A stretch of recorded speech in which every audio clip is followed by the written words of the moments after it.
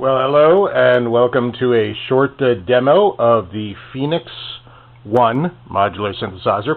This was created in, I believe, the late 90s.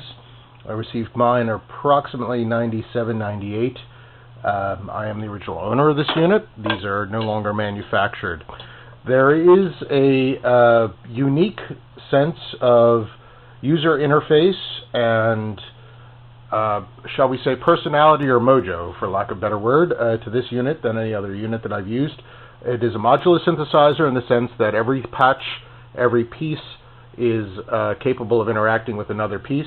It also, however, is a set piece, kind of like the ARP 2600 versus something like a Moog modular, where there are separate pieces you can take in and out. This is a complete unit in and of itself. It has 3 of everything, and they are in a particular structure. So you can't take a VCO out and put another VCO in. You can, of course, patch one in, but insofar as the unit is self-contained, the structure and distance of one module to another is set. It has a plethora of riches. It's kind of ridiculous how many things it has. The easiest way to think about it is 3. It has 3 VCOs, it has 3 LFOs, it has 3 VCFs, it has 3 envelope generators. There's a number of mixers held in. Initially, when you first look at it, you're kind of wondering where the mixers are, although this is a banana system and you can stack things. It's slightly different in the sense that, like most audio synthesizers, most have mixer modules. This has little tiny ones, but there are a lot of them all over the place. Mixer 1, 2, 3. The VCF3 actually can act as a mixer in and of itself with attenuators. Here's 3 attenuators. So, and there's also CV mixers everywhere, including extra things like gain and so forth. Finally, the output stage is a stereo jack out with a tip and ring separate attenuator, so that in itself is a mixer. So you've got about 5 or more mixers in the unit, not counting any of the other modules that can kind of go on with ourselves. So it's a little unique, a little strange, but it does work and has lots of options. I'm going to just do a very simple patch to try and get the idea of some of the features that it has. If you hear any whining in the back, that is my cat. Here he's coming in to visit us. And he will probably want some attention throughout, but we'll just do it where we can. All right, right now I'm going to turn up the ring input. What I have here is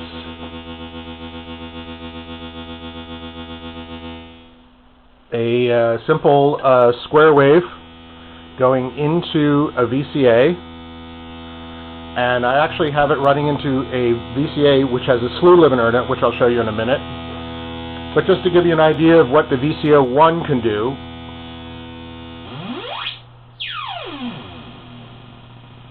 pretty low and high frequency range.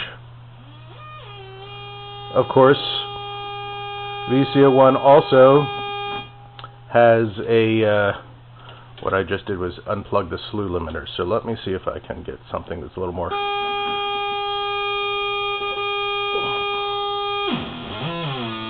There's a pulse width.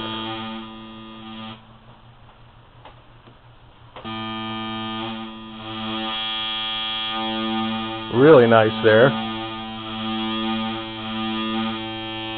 And actually, for the sake of this demonstration, I'm going to just go right in and skip the VCA so we can get a sense of what we've got going on. There's the tip.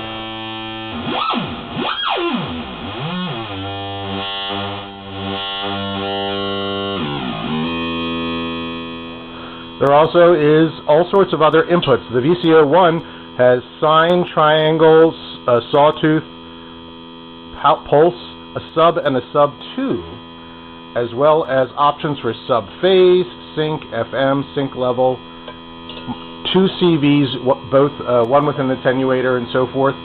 So there's just a ton of stuff you can do with this. What I'm going to do is take VCO2's pulse wave out and put it into the FM.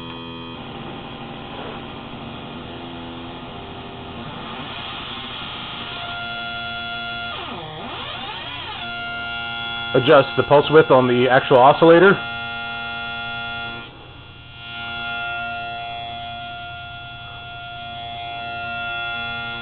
And you almost get what feels like a wave shaper.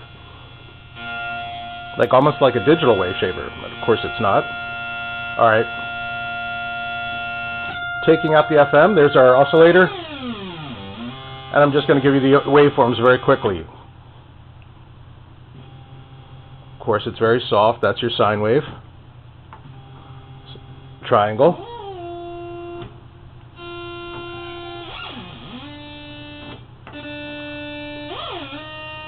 Sub is going to, of course, be much lower. Sub 2 is going to be even lower.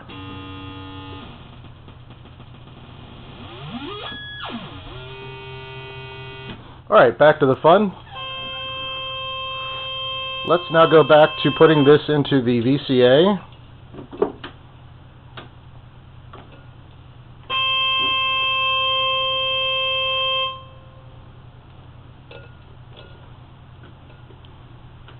And we have the LFO is going to be controlling the slew.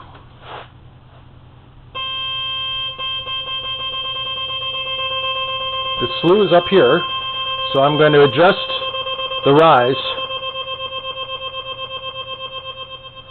You hear almost like a portamento type. Here's the fall. Lower the rise.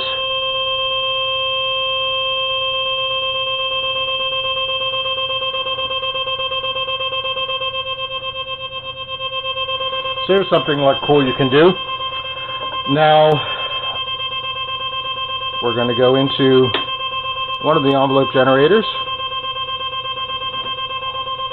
I'm going to take the slew out.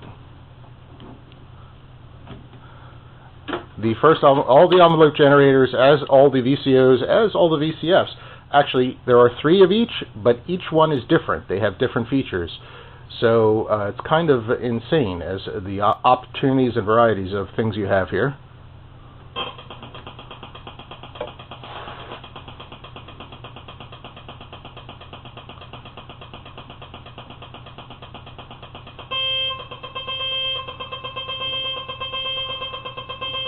There's envelope 1. I'm using a fraction of envelope 1. You'll have to look at the pictures online just to see how insanely complicated it is, but obviously can do vanilla things there as well. Now that we have that going,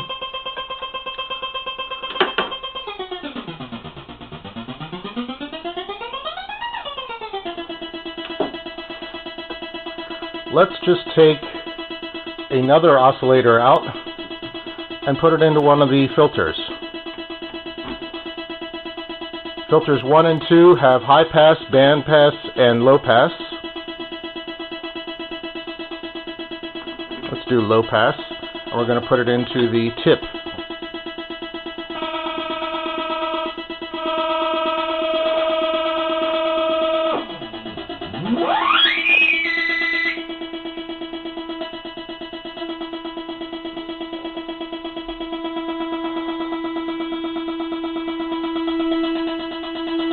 Very, very, very strong filters. Of course, resonant.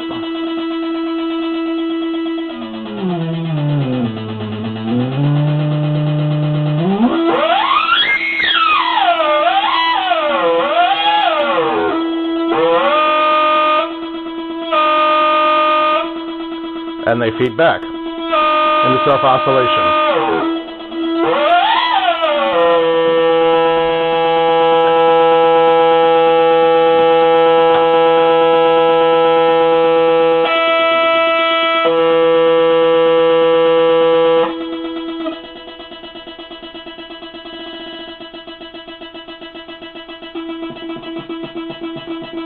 I'm now feeding LFO2 into the CV of VCF1.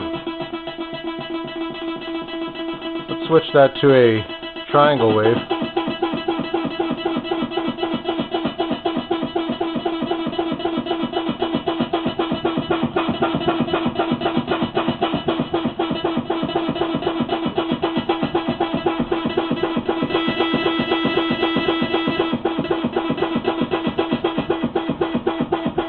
That is just the sawtooth output into the filter being triggered, of course, by the VCF and by the LFO, the envelope, and the VCA. Here's our original patch.